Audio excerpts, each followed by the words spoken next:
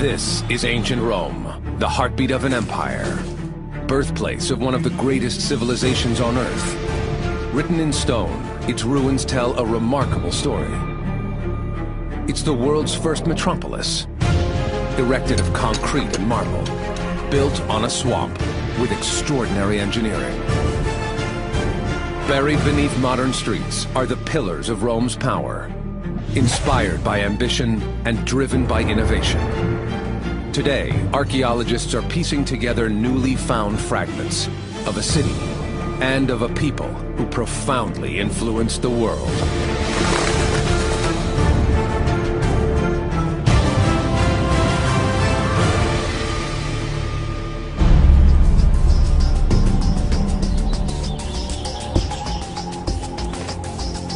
It's the first civilization to conquer the Western world, and at its peak, it is the greatest empire on Earth. Spanning 3 continents and 2 million square miles, it rules 60 million people. But Rome's greatest feat is that its endurance and its supremacy lasts for centuries. When we think of Rome, of the Roman emperors, the Romans themselves viewed their city already as ancient. Over 500 years of construction, destruction, and reconstruction had shaped the city. Rome's long history is sacred, and Romans worship the goddess Roma, who personifies the city. But to fully understand the extraordinary accomplishments of Rome, we must examine how it all began. Tradition has it that Rome was founded here, on the Palatine Hill, one of Rome's oldest hills. And it's right here that we have the remains of a hut that dates back to the 8th century BC. There is a widely held belief that the city's founding fathers are Romulus and Remus, the semi-divine sons of the god Mars. To early Romans, this myth explains plenty, like the engineering work that seems superhuman in its scale. Without it, Rome does not exist. This is the Roman Forum. It's the commercial center of Rome. It's the political center. It's the religious center. It is the heart of the empire that spans the Mediterranean. Originally, it didn't look like this, though. Originally, it's wet, uninhabitable. The tribal land of the Romans is a swamp, a breeding ground for diseases like malaria. No settlement can thrive here unless a large area is drained. Rome didn't grow into an imperial world city because of its natural advantages. It was the Romans that made Rome, and not the location. Major construction begins around 600 BC. An army of laborers cut channels. At first, they're just open drains, collecting water as it runs off the hills. Later, they are covered over and built on. These tunnels are so well made and robust that even today, some are still in use. The way they go about making these kinds of drains is they start with the bedrock. So the lower courses, the lowermost courses, they're actually cutting right through the bedrock, the tuff of the hill of the Capitoline. Then on top of that, they take other blocks and they stack them up to make these walls. Only recently have these drains been properly explored. Archaeologist Cristiano Ranieri is mapping all of the tunnels in the system. In every corner, in every crack, he finds something new. Cristiano is examining this material, amphorae, ceramics, bones, and it just accumulates over time as people continue to dump the debris into the channels. This material documents the life of ancient Rome. The last person to see these fragments is probably the Roman who discards them 2,000 years ago. But the most remarkable find is still the network itself, its sheer size, purpose. Ranieri reveals more than 15 miles of tunnels. The construction rivals any of the buildings above and marks a key moment. The beginning of Rome's march from tribal settlement to Imperial City. Without structures like this, we wouldn't have the Forum becoming the grand space it was for commercial activities, for socializing. We wouldn't have Rome. In the 2,500 years since the people of Rome claimed this land, their city has never stopped evolving. Today, civil engineers are cutting their own tunnels to build a new subway line. Their work often turns up pieces of the past.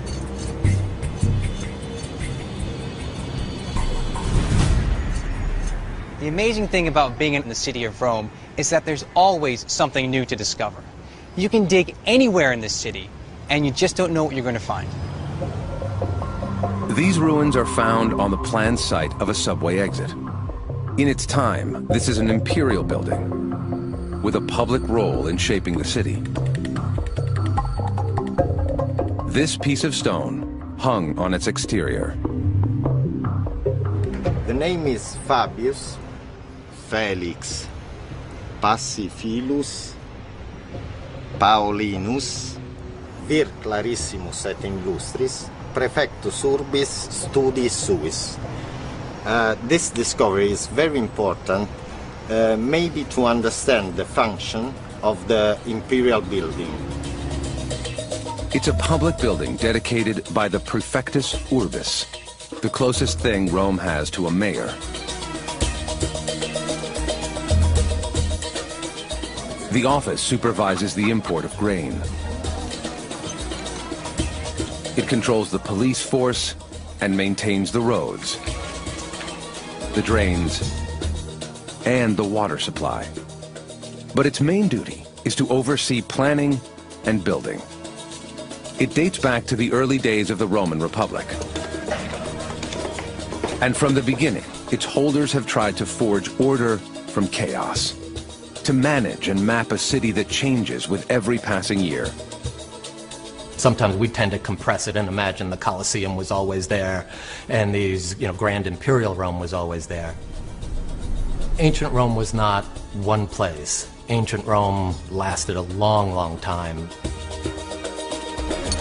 Construction is a political tool, fueled by the spoils of war, and used to display power and generosity.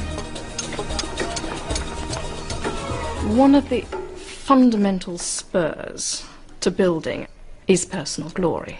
The way that you are remembered is through your name remaining on people's lips and your monuments being permanent.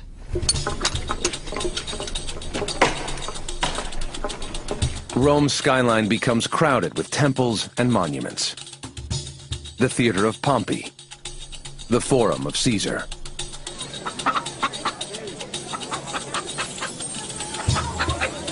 But in 27 BC, the ever-evolving city faces a revolution, and Rome's first emperor is crowned. His name is Augustus, the adopted son of Julius Caesar.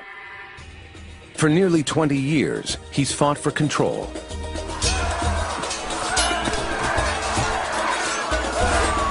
He eliminates all his rivals, and now from his base on the Palatine Hill, he seizes power for himself. This is the house of Augustus, and it was here, within these walls, more than 2,000 years ago, that Augustus redesigned Rome and made this a command center for his empire. He now has the vast resources of the empire at his disposal. The control of the most advanced civilization on Earth is now in the hands of one man.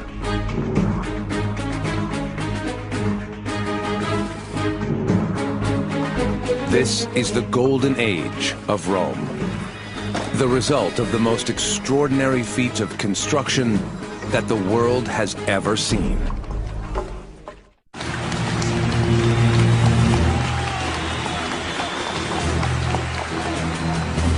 In the 1st century AD, a settlement of 10,000 is considered a large city. Rome is home to 1 million. Augustus finds himself ruling a city that's bursting at the seams. exploding under the weight of its own success. And Rome is on the brink of a crisis.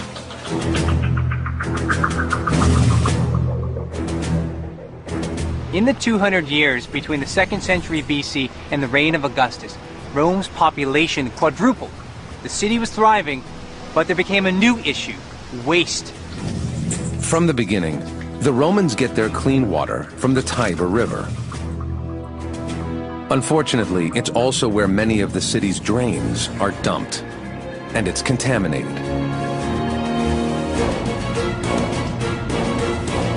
The Tiber River was choked with garbage, human waste, even bodies.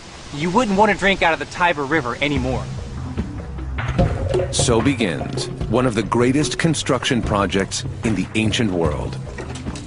An engineering marvel brought on by necessity. The Romans find other sources of water outside the city and build aqueducts to transport it in. With this advanced waterway system, they fill their fountains, pools, and baths. The Romans didn't invent aqueducts so much as it was the scale and the scope of Roman building. They had the political organization, they had the security, so they could afford to build these incredibly expensive projects. In the southeastern area of ancient Rome, these arches still stand. 2,000 years ago, they are part of a 310-mile network. Today, modern aqueducts use pumping stations. Those in ancient Rome rely on gravity and are built to meticulous specifications.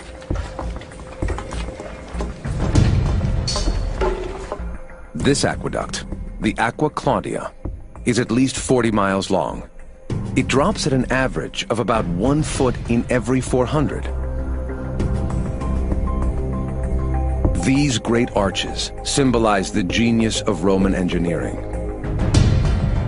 But the greater work lies just below the surface. For every foot of aqueduct above ground is 6 feet buried beneath. Duncan Keenan-Jones follows the Aqua Claudia back to its source high in the foothills of the Apennine Mountains, 30 miles east of Rome. This location here gives us a really good idea of how they constructed these underground aqueduct tunnels. If we look here, we can see the pick marks of one team moving in this direction, a team of workers digging out the rock. And this here is the exact point where the two teams met, another team coming from this direction. We can see the change in the height of the tunnel here, as this team was obviously digging the roof a bit higher than the other team, so they haven't quite met there. If we look on the wall here, we can see where the deposits formed by the water reach. It's only halfway up the channel here. Clearly, the work down here is difficult and claustrophobic. The tunnel is just high enough to swing a pickaxe. Every inch ahead takes the tunnelers farther away from light. And the men have only a single flame to work by. Small recesses in the walls hold their lamps. But tunneling is not the only labor. It takes constant work to keep the water flowing. This is the remains of the original lining of the channel. We can see here that this thin layer on top of the mortar is a build-up of limestone, like scale in your kettle, or like stalactites and stalagmites in caves. Even this small amount here could reduce the amount of water getting to Rome by half. So it required continual maintenance to chip out this deposit and make sure that as much water as possible reached Rome. Romans are able to draw fresh water whenever they need it, a luxury enjoyed by even the poorest citizens. This simple act is part of what makes the city unique, and the emperor reaps the rewards. Aqueduct building was part of a whole social system and should be understood in the context of social life and political life in Rome. The average Roman citizen would come into contact with this water when the water of the aqueducts was piped to basins almost on every street corner, so there would be a neighborhood fountain. These aqueducts are a symbol of triumph, a constant reminder of Rome's greatness and of the man who built them. Get credit, their presence was advertised by these fantastic projects, almost magically delivering water into town in abundance, keep the crowd happy, because that was part of the whole equation in Rome. You know, bread and circuses, could be bread circuses and baths should be really part of that. In the early 3rd century, every single person in ancient Rome might have access to nearly 300 gallons of water a day. Now, other commodities can be imported, further expanding Rome's vast network of trade.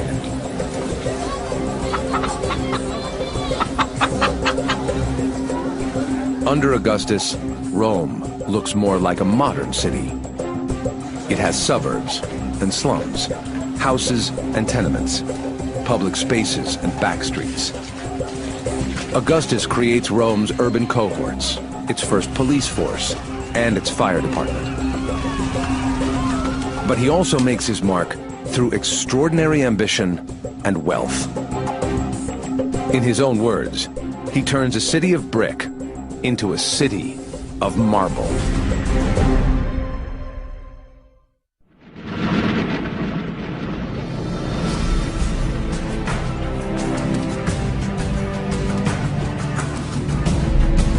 The crowning of Augustus marks the beginning of a period of peace and prosperity for Rome.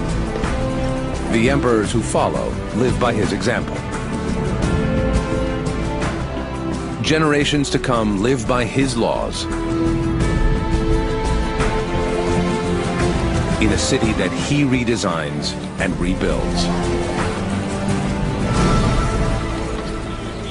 Augustus's contributions were immense. He improved the hygiene with the aqueducts and the drainage, but they also built these great spaces like the Imperial Fora.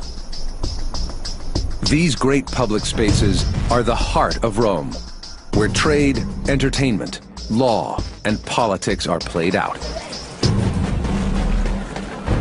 Here, written in stone, is the story of Rome's metamorphosis into a caput mundi, head of the world.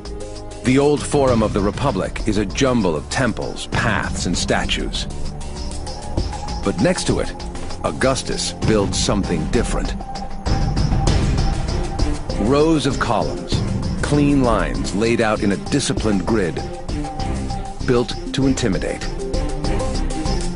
From this place, Rome can rule the world. Augustus began that project of providing the Romans the civic space to be Romans. Naturally, it is known as the Forum of Augustus. These towering ruins are just a shadow of what once stood here.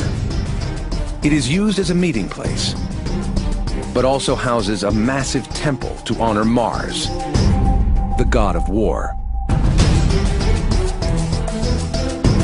Augustus promises Mars Ultor that if Mars Ultor allows him to avenge the death of his father Julius Caesar, Augustus will build the god a lavish temple. And of course it has to be the most lavish temple that Rome has ever seen. Using his sacred promise as a justification, Augustus seizes the land he needs. This is what remains of the Temple of Mars the Avenger. It's the reason for Augustus's Forum. Now, to build all this, an entire neighbourhood, an upmarket one too, had to be swept away, and the road network of central Rome had to be diverted round it.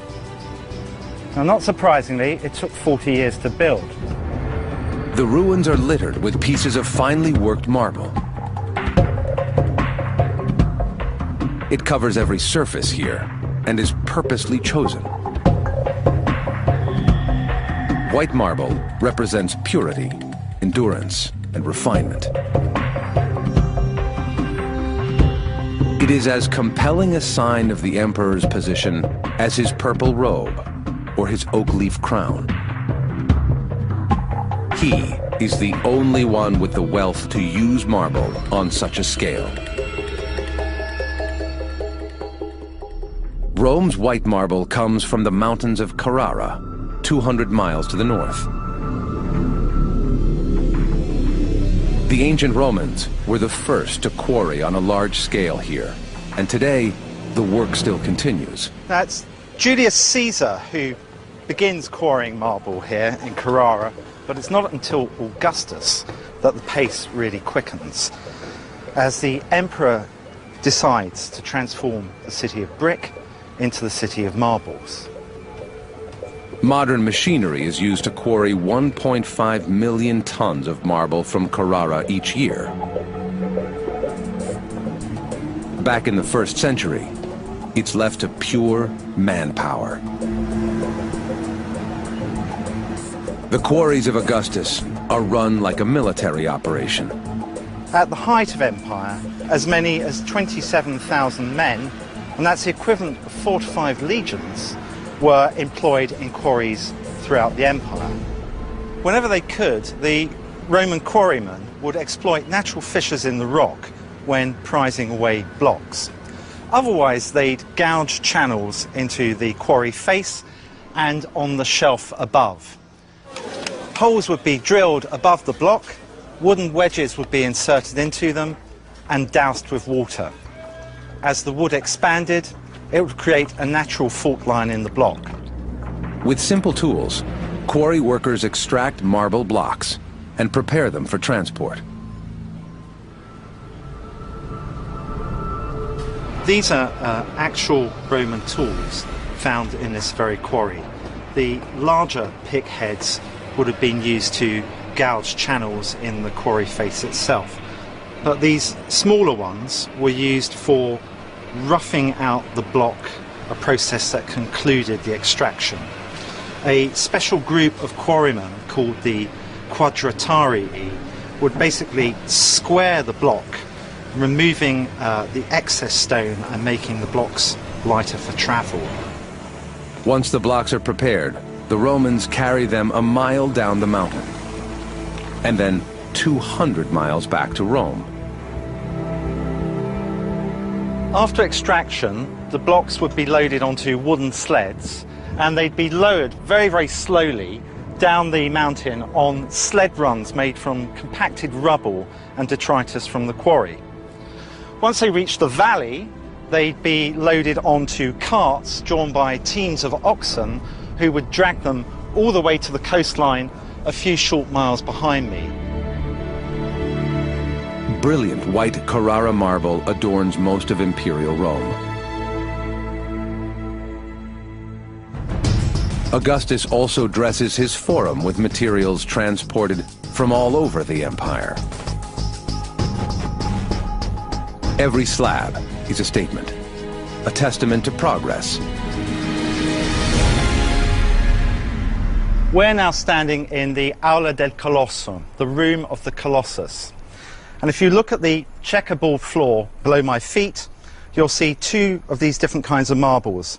We have this yellow, golden-hued marble from North Africa and this white, purple streaked marble from Western Turkey. Now, these were luxury goods. To walk across them was almost like walking across gold. But they also were able to, in some sense, conjure up a mineral map of empire. And they summoned up the resources necessary to bring the provinces to the capital, literally by the power to move mountains. The propaganda is a stroke of genius. The public views the extravagance of the Forum as a striking symbol of the emperor's supremacy. But this power is shared by all Romans, who tread the spoils of foreign wars beneath their own feet.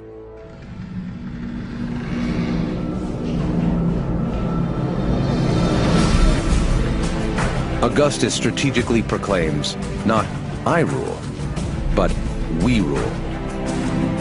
Augustus was a master propagandist. So he played this really delicate, intriguing game of showing Romans power at the same time as trying to suggest he is not going to offend their sensibilities and make it so obvious that they're being dominated by one of their own. But of course, he does dominate. He politics, battles, and murders his way to power. He reigns for 41 years,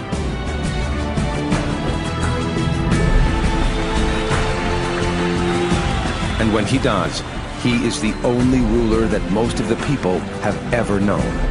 He is present in every aspect of their lives. And here, at the center of it all, he literally looms over them. The 6 times life-size Colossus that once stood on the podium behind me. This probably represented the Genius Augusti, that is, the life force of the emperor. It was made from the finest grade and the most dazzlingly white Greek marble. And looking at this luminous phantom was like looking at the soul of the emperor who inaugurated the City of Marble. Augustus's marble buildings embody Roman power. But in the shadow of his great monuments is a city still constructed mainly of wood. Fires are frequent and deadly, and soon a large section of the city will be destroyed.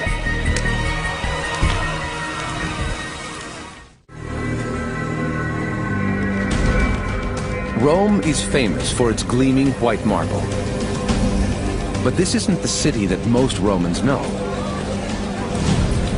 Hundreds of thousands of them live in cramped houses and multi-story tenements.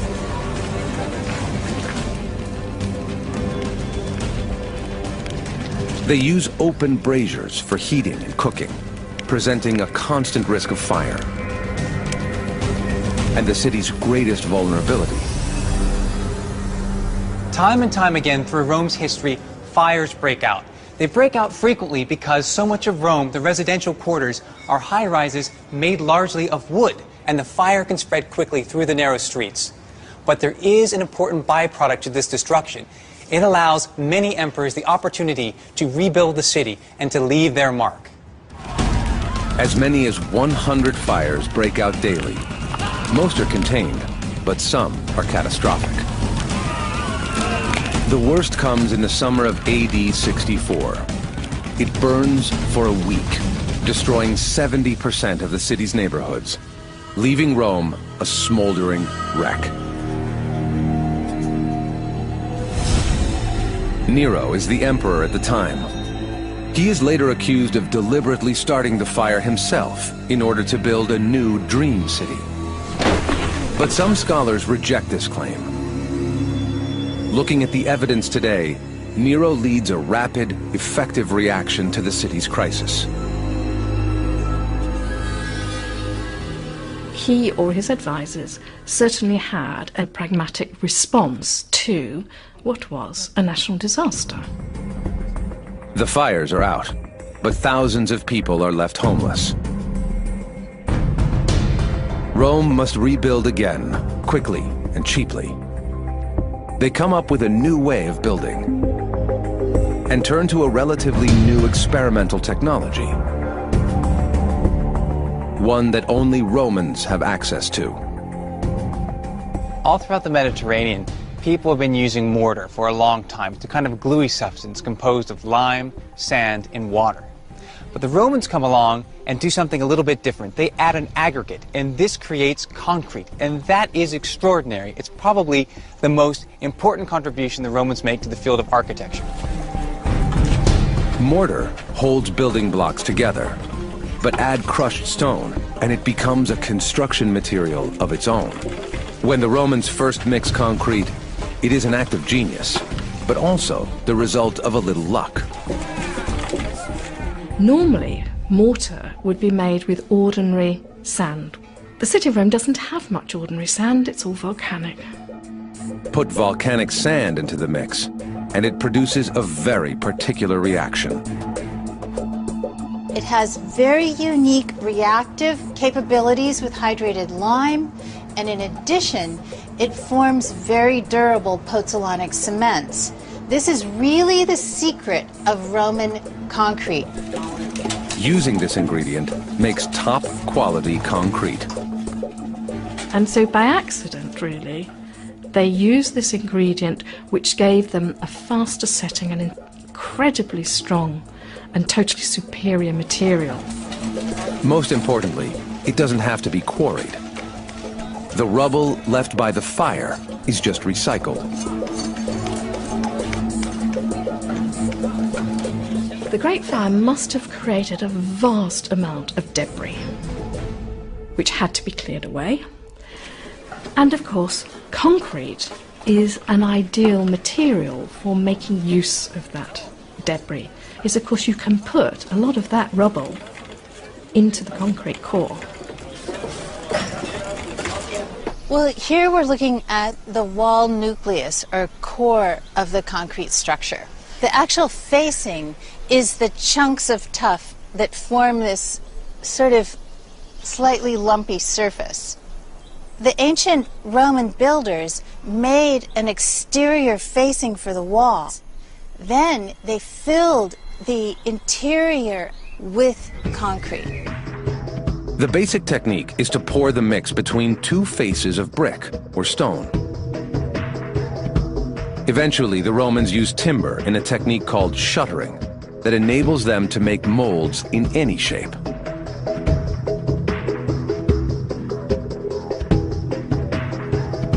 The Great Fire is followed by a period of bold experimentation, perfecting methods that are practically still in use today. You can see there's still no substitute for timber for certain jobs. The principle of building a concrete vault remains the same.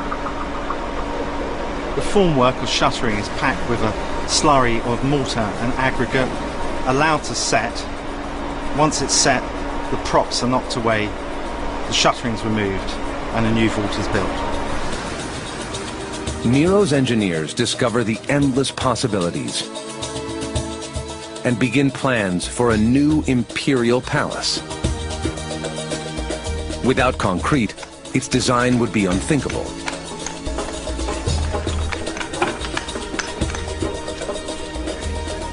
A great loss from Rome's skyline is Nero's most innovative architectural construction. The Domus Aurea, or Golden House of Nero, lies beneath the Baths of Trajan. And at the center of this complex was an octagonal hall made of revolutionary concrete vaulting. You would not know you were in a concrete room. Rather than having a structure which has to have massive walls to support it, you can begin to see the Roman architects and engineers paring away at the structure. They're turning things that look like the tents of the Persian kings, which are ephemeral, and making them permanent. In AD 68, Nero kills himself as a palace coup strips him of power.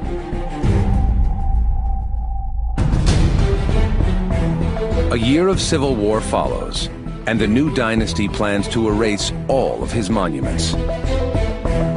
The Domus Aurea is stripped, filled with earth, and built upon.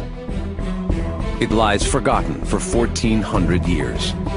Its gardens become the site of the new arena, the Colosseum, and Nero himself becomes little more than a despised memory. And yet, what he's achieved can't be ignored. He championed a new way of building, one that is as radical in its time as the construction of the first skyscrapers. Buildings with arches and vaulted ceilings appear all over the city. Concrete is so versatile, strong, and cheap that engineers can work on a much grander scale than ever seen before. And this is Nero's legacy. His work lays the ground for one of the greatest of all Roman buildings, the Pantheon.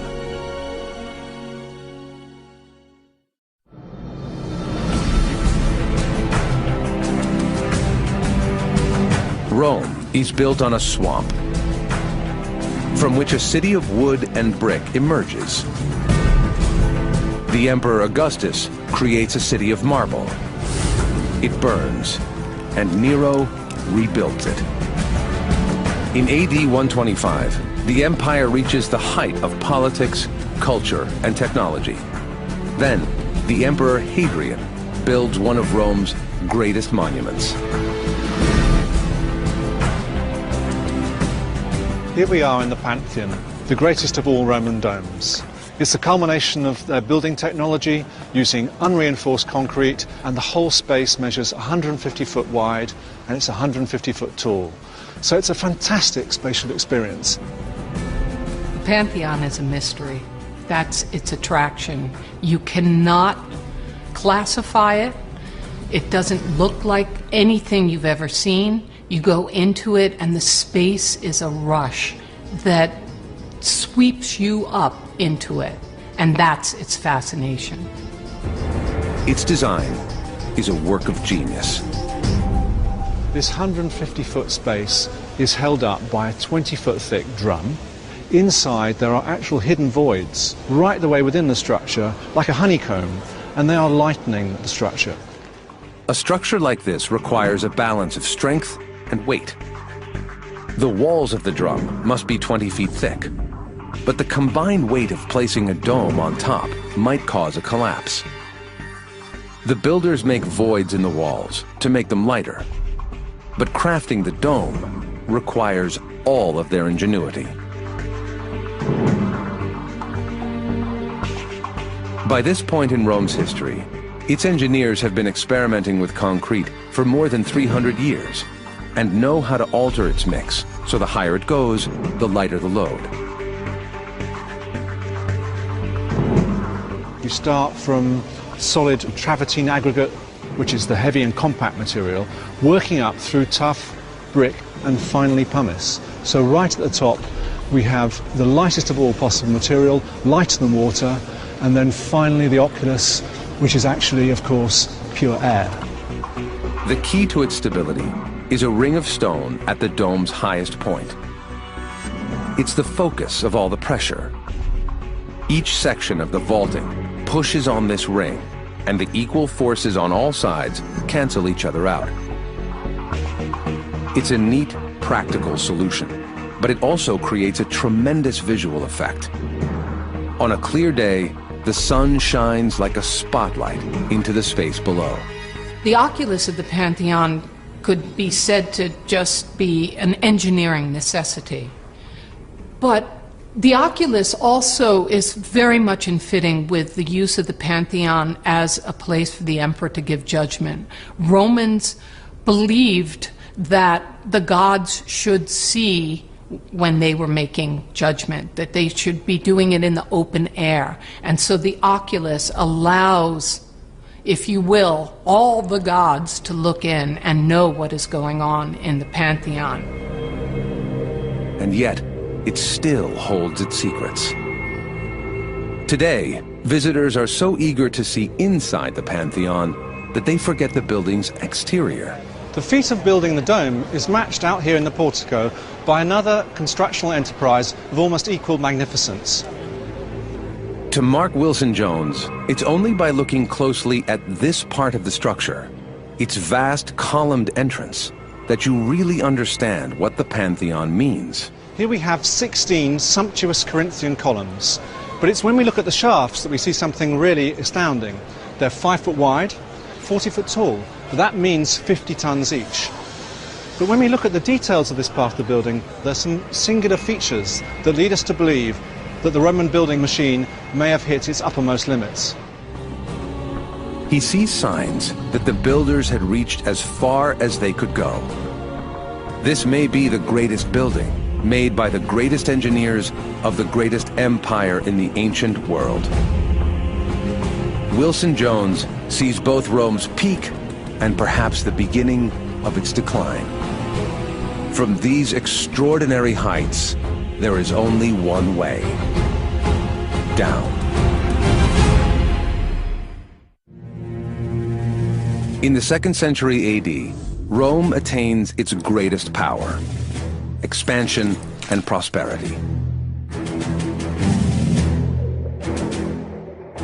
It's during this extraordinary time that the Pantheon is built.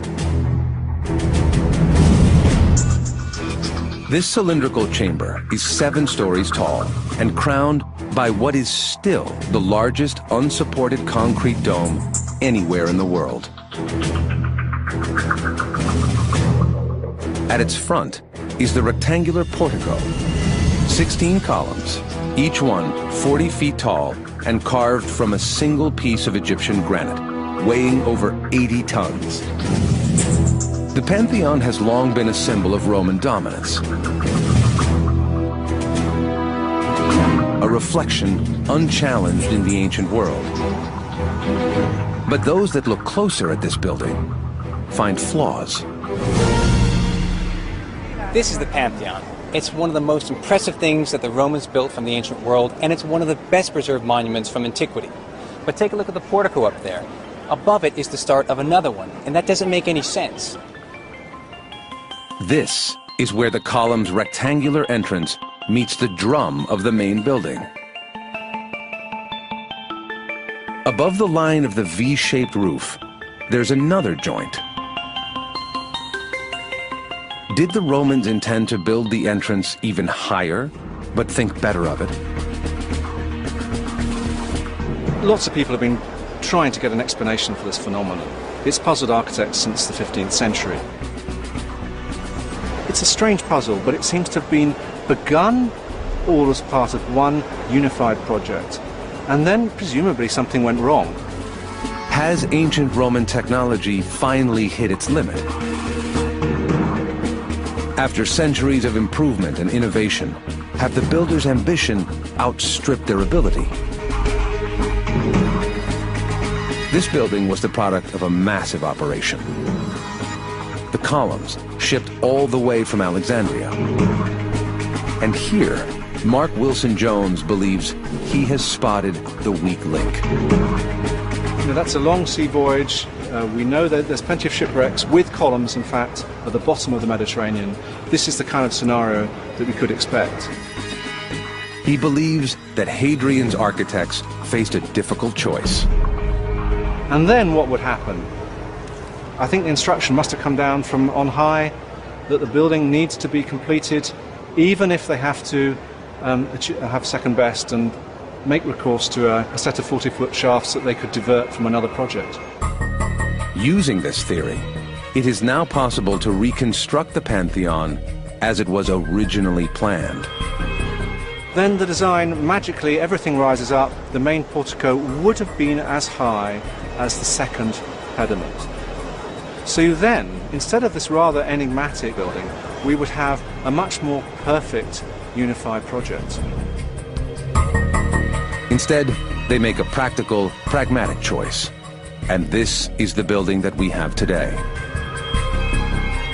But the Pantheon will be one of a kind. At this moment in history, Rome's best engineers are at their height. Rome will never again come this close to perfection.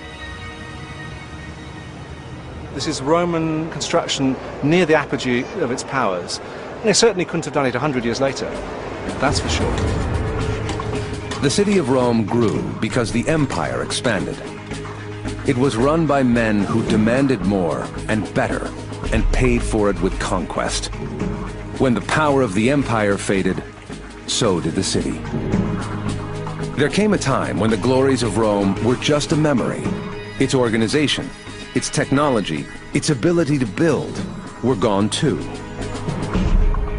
When this wall is constructed, the Pantheon is already 700 years old. Take a look at this wall right here. Doesn't look like anything special. You probably hardly notice it. But take a look at the holes. Now these give us clues as to what was lost to the engineering world when ancient Rome collapsed. Now the structure itself is made in the 9th century AD. But take a look at that brickwork. It's made of reused bricks from antiquity, bits and pieces that are placed in undulating courses. Take a look at the holes for the scaffolding. It's very rough, and it gives an idea that when they're building the scaffolding out of wood, they're just taking tree branches and shoving them in. So this is a far cry from what the people were able to build when Rome was at its greatest, when Rome was at its peak. After the empire, Rome shrinks. From a peak population of over 1 million, it falls to barely 100,000. Many of the aqueducts dry up, and the buildings of the Forum fall into ruin. They are robbed of their marble. No one in Europe will build again on this scale until the coming of the Industrial Revolution. In the 300-year period that really sees Rome at its height, there was a greater use of stone employed in construction than at any time thereafter or before until probably the early part of the 19th century. What stands in the Forum today is the shadow of what once was there. A place built by engineers who were as good as any that have ever lived. We call it ancient Rome, but in fact, it is the first modern city. A city centuries ahead of its time.